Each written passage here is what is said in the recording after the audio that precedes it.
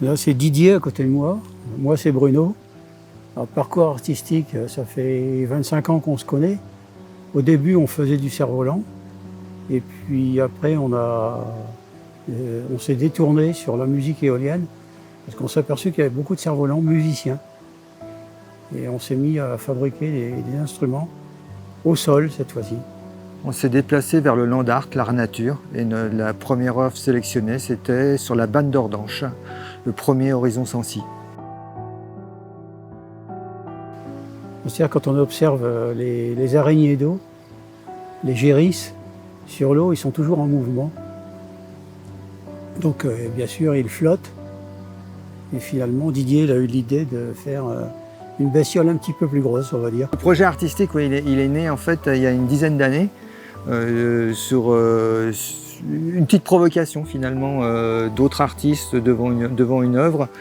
C'était une idée infaisable à ce moment-là. Donc de temps en temps, on repioche dans les idées, on essaye, on change. Ça a pu être un lotus à un moment et au bout de 10 ans, finalement, on y arrive. On a fait pas mal d'essais de moulins aussi. Moi, j'ai fait beaucoup d'essais de moulins. Ça nous donne des idées aussi, fabriquer des moulins. Donc là, c'est un moulin sur l'eau.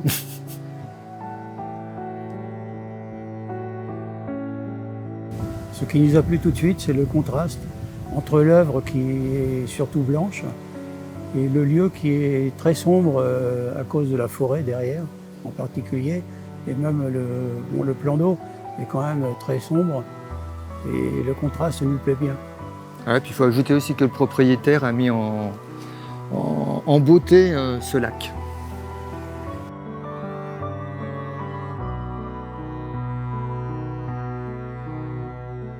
L'œuvre elle a été construite pendant, je sais pas, on a dû passer bien 10 ou 15 jours hommes, voire pas plus, pour préparer tout ça.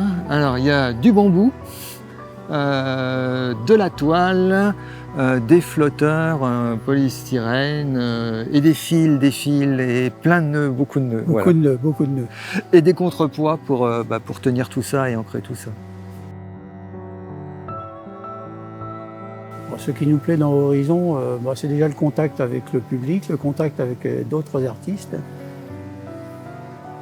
Donc ça, nous aimons bien.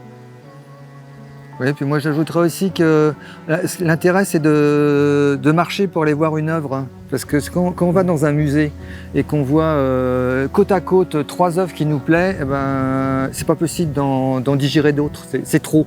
Alors que là on a le temps de digérer. On voit une œuvre, si elle nous plaît, la prochaine qu'on verra, elle sera dans 1 heure ou 2 heures.